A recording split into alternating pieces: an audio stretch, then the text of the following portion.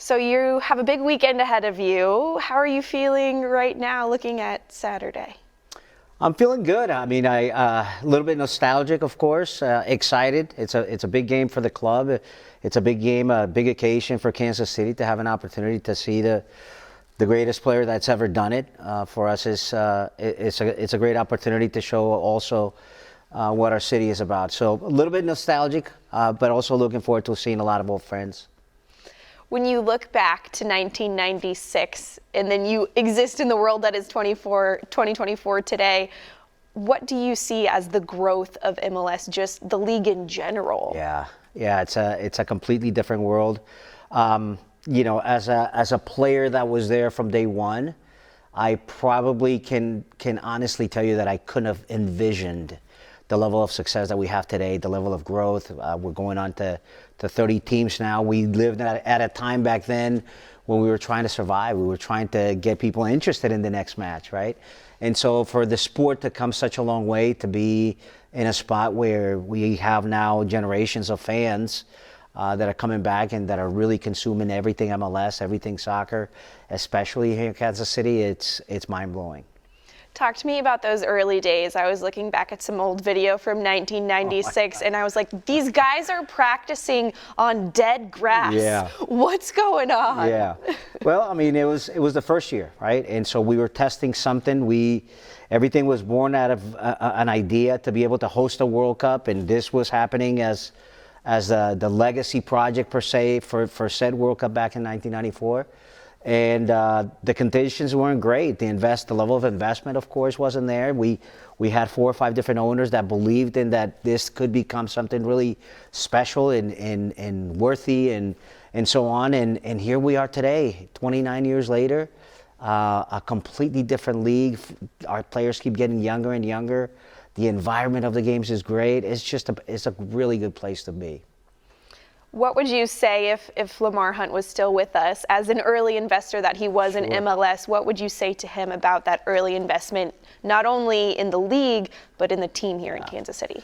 Well, it wouldn't be Lamar Hunt if it wasn't Lamar Hunt, right? I mean, he took such pride in having an impact in so many different sports. I mean, you name with tennis, of course, with soccer and what he's done with football and what his family continues to do. But I would probably say thank you first and foremost for believing in the dream that so many of us had. For me personally, I was the homegrown player before the homegrown player, right? So I came out of Kansas City and I went to college in Kansas City and I got to play for my hometown team. So nothing but grateful and to be able to tell them thank you once again would be fantastic. I was looking back at some old video before we started this interview, and I see a young Clark Hunt in the war room in that 1996 draft day. Sure. So I got the behind-the-scenes look of what it was in the war room, but what was it like for you leading up to your MLS debut? Yeah, I had an idea that, I had been at the Combine. I had an idea that Kansas City was interested.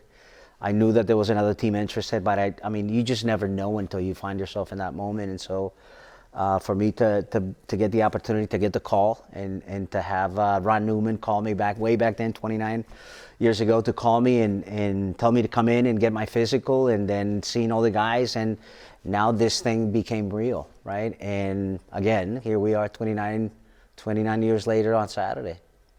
What was it like for you to play with those exciting players like Preki and Digi? Tell me about those days. Yeah, it was great. These are guys that also have a tremendous amount of respect for. Guys that came back from playing in Europe, from playing in top leagues around the world, national team players that also came back. All of us together collectively forming a great group of pioneers.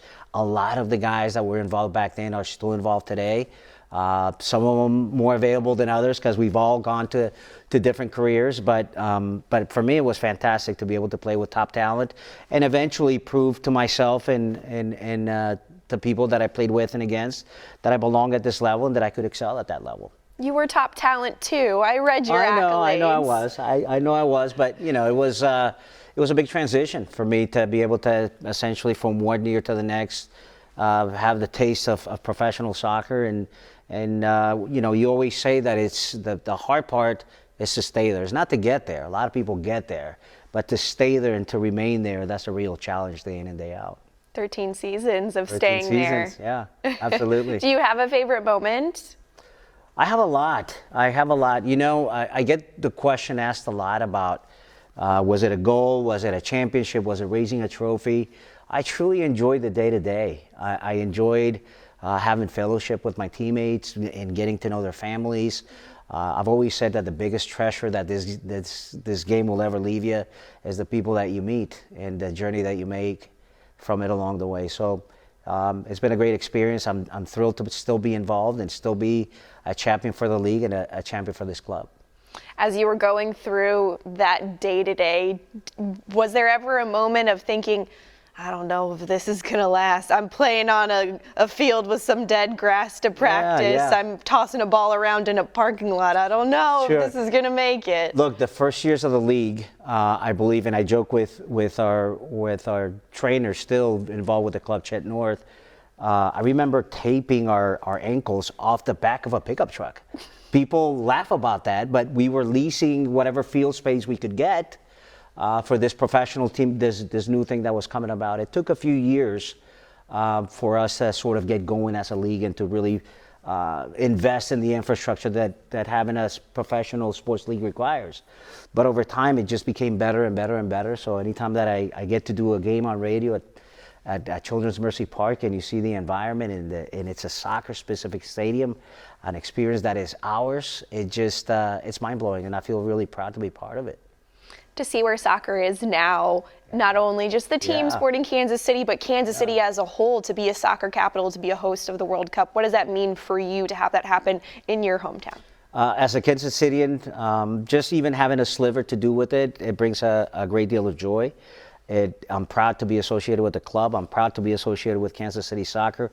People don't know this, but there's a lot of players that have done meaningful things in our sport. And so it continues to be a hotbed from the grassroots levels on, and we continue to develop talent. Sporting, now that with the current, we're really setting the compass for what the growth of the sport can be in America, and I'm proud to just be a little bit part of it.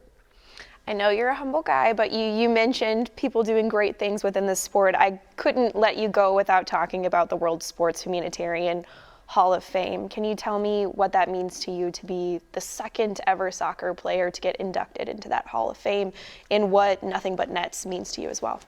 Yeah, campaign against malaria that at the time, we're talking 15 years ago, was one of the main killers of children around the world, and my wife and I had the opportunity to work with the United Nations and have some meaningful work there. Being inducted into the World Sports Humanitarian Hall of Fame is it's numbing, it's mind-blowing, but at the same time, I'm blessed to even consider myself being part of such a hall. It brings a tremendous amount of joy because it tells you that you're doing some things right off the field. It was always meaningful and important for me and my wife and our children to give back and to create a platform that would allow us to do so with great impact. We did it for a lot of years. We continue to do it in our own ways. Our children are interested in different things, and they're in different cities, but we still continue to be catalysts for change, and hopefully we'll continue for many years to come to be drivers of impact and change in Kansas City.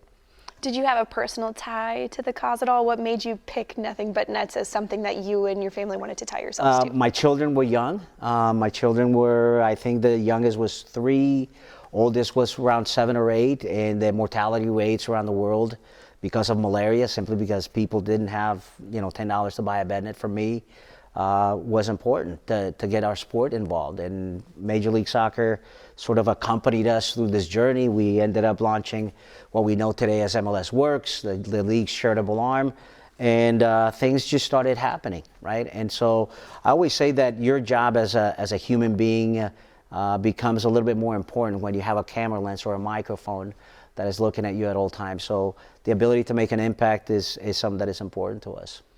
As you look back at the logo from the first year of the team, what sort of memories and emotions does that bring back for you? For me, it makes me happy, right? It makes me happy to walk around the stadium, to walk around Kansas City, and see people with retro gears of the Wizards, right? It tells me that the club has done a really good job in embracing its past, and embracing some of the previous champions, the pioneers that paved the way for the new guys, that paved the way for an ownership group to be part of an ever-growing league, to be part of investment and growth and development, and something, yet another brand that Kansas City can rally around. So it's very good. And what a game for you guys to be honored at, too. Oh, yeah, absolutely. I'm looking forward to seeing the guys. That's probably going to be the highlight of my weekend. Great. Anything else you'd like to add before I cut you loose? Oh, we'll see you guys, everybody out at GEHA Field, Arrowhead. We'll see you there. Support Sporting against Inter Miami. Great. Thank you so much, Diego. Thank you.